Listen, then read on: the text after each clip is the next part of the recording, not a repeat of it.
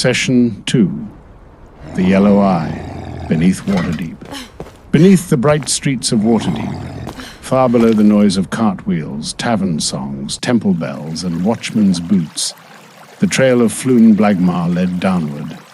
The yellow chalk eye waited at the bottom of the ladder.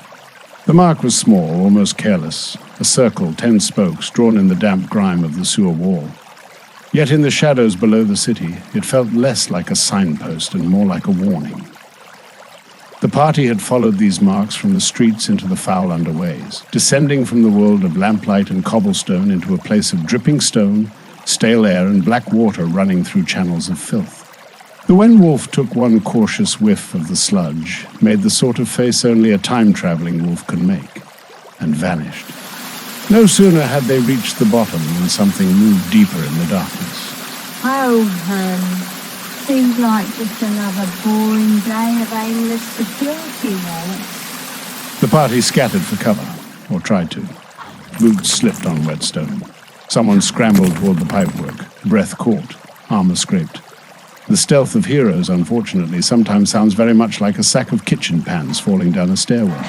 Then it appeared. Wait. What was that?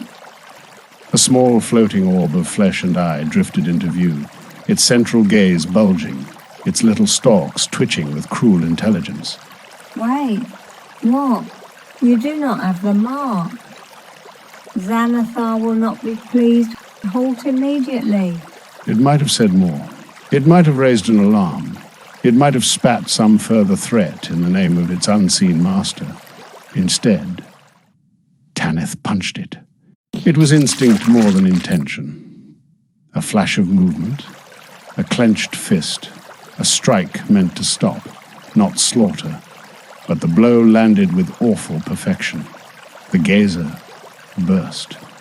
For one brief, sickening moment, the thing was all eye and tooth and stalk, and then it was only gore.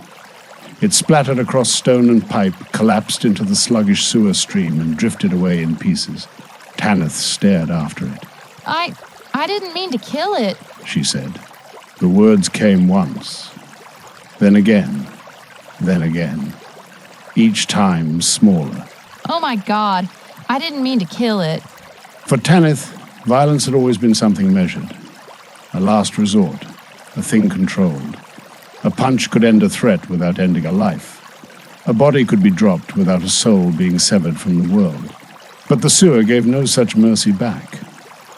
The little horror was dead, and it was dead by her hand. Nariel looked upon the remains with a very different grief, which is to say, none at all. You did the right thing. It was an abomination.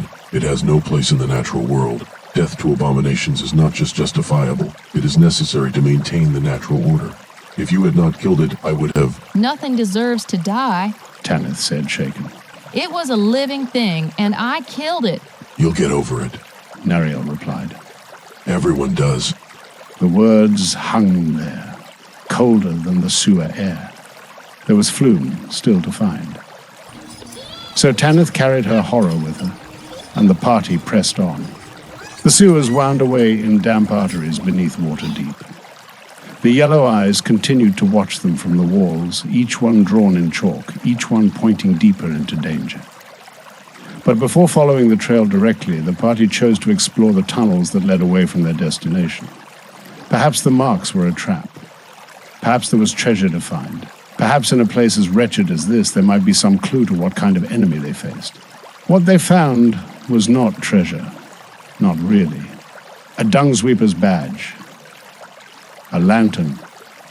A few copper coins. The leavings of the forgotten and the filthy. They also found signs of goblins, mean little quarters scratched into the undercity, foul bedding, trash, and proof that even here, in this place, no decent person would linger. Someone lived, or tried to, or had nowhere better to go. At last, the party turned back toward the marks. The next chamber opened into a round junction, stonework broken by narrow arrow slits. The party made a plan. With the dung sweeper's badge in hand, Nariel would present himself as a captain of that unfortunate and necessary profession, leading fresh recruits through the sewers. It was not the worst plan ever made in Waterdeep. It was also not a plan the goblins were inclined to respect. From behind the arrow slits came suspicion, then violence. Whether they disbelieved the story or simply had orders to shoot anyone without the proper sign or password, the result was the same. An arrow hissed through the foul air and passed just over Nariel's head. The fight began. Nariel rushed the arrow slit and conjured flame in his hand. At point-blank range, he hurled fire through the narrow opening. One of the goblins inside caught the worst of it. Screams echoed behind the wall. Then the defenders made their mistake. Two goblins, abandoning the safety of the arrow slits, burst from a secret door to flank the party. It was a bold move. It was also a very foolish one, because Tanith was waiting. This time, she did not lose control. The first goblin went down hard but alive. Not today, goblins! Unconscious, not dead. A clean blow. A careful one. The second fought with all the courage terror can counterfeit, then thought better of it and tried to run. Stay down if you want to live. Tanith seized him before he could escape. Caught, struggling, and suddenly very aware of how badly his day had gone, the goblin surrendered. He begged for his life. Please, please, just let me go. I swear I won't cause no trouble, I swear. The party questioned him, and his answers came in the scattered, half-panicked language of a creature trying very hard not to be killed. The boss has the pretty boy. Just cross the empty bedroom, diagonal across the not empty bedroom, past the loo over the footbridge, you can't miss it. He gave directions that were chaotic, vague, and somehow useful enough.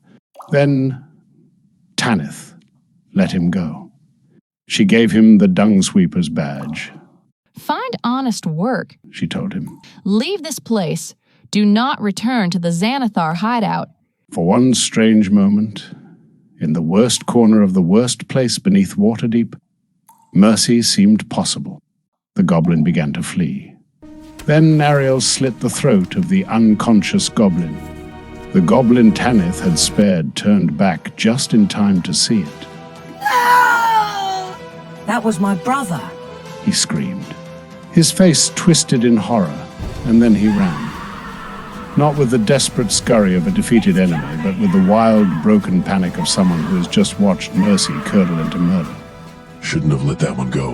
Nariel said. Goblins have no loyalty. They will betray you the first opportunity they get.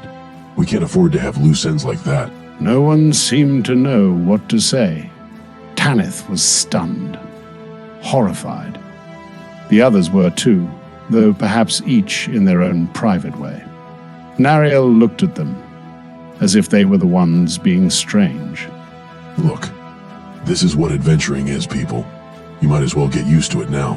And so the party continued, not unchanged. They passed deeper through the Xanathar Guild's hidden sewer lair. There were filthy bunk rooms and foul little chambers, places of rot and rust and damp bedding.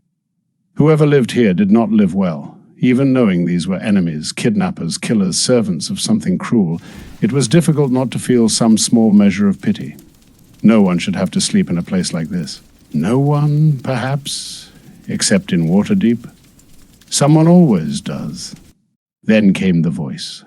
I'm telling you, it was not a fair fight.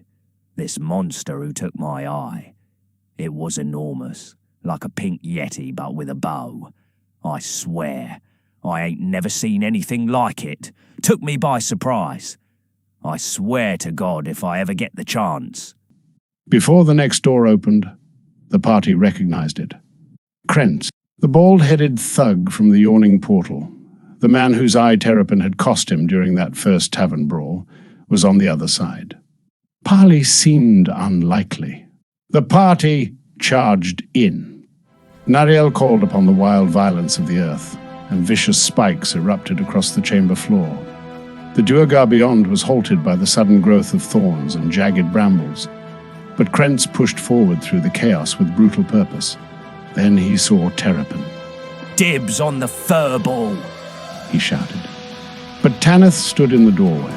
If you want a piece of my friends, you're going to have to get through me first. The fight became a brutal press of bodies at the threshold. Tanith and Krentz traded blows in the doorway while the rest of the party worked to control the room beyond. Krentz fought with vengeance and fury. Tanith, still carrying the weight of the gazer, still surrounded by the echo of the goblin's scream, fought with restraint, but not weakness. She nearly fell. Oh my goodness, this is not good. Only healing kept her standing. But stand she did. And when Krentz finally went down, he went down alive. Beaten, unconscious, defeated by Tanith's hand, but not killed by it. Useless, shouted Zemk, the Duergar. Then the grey dwarf swelled with magic. His body doubled in size, muscles bulging, his form tearing free from the spike growth as if the earth itself had failed to hold him. He hurled a javelin through the chaos of the fight, and it struck Terrapin with terrible force. Ah, ha ha ha, take that. She dropped. One moment, she was there. The next, she was bleeding out on the floor. The party tried to reach her, tried to help, but the battle would not allow it. Zemk filled the doorway like a wall of iron and hate, and Tanith stood directly in his path, already battered, already pushed to the edge. Sir Feathersworth focused spell after spell against the enlarged Duergar. Nariel's magic had shaped the battlefield. Tanith held the line with sheer courage. Somewhere behind the violence, Terrapin's life slipped closer to the edge with every passing breath. At last, the party broke Zemk. The Duergar fell. Oof, I miss my mommy. How'd you like that, you bully? The room went still except for the party's breathing, the drip of sewer water, and the urgent awareness that victory had come very close to costing them everything. Krentz lay unconscious. Zemk lay unconscious. Terrapin lived, though not by much. Tanith stood battered but unbroken. Nariel had left no doubt about what kind of enemy he believed deserved mercy, and what kind did not. A search of the room turned up 2 potions of healing. Not much. But beneath Waterdeep, with Floon still somewhere ahead and the yellow eye watching from the walls, not much would have to be enough.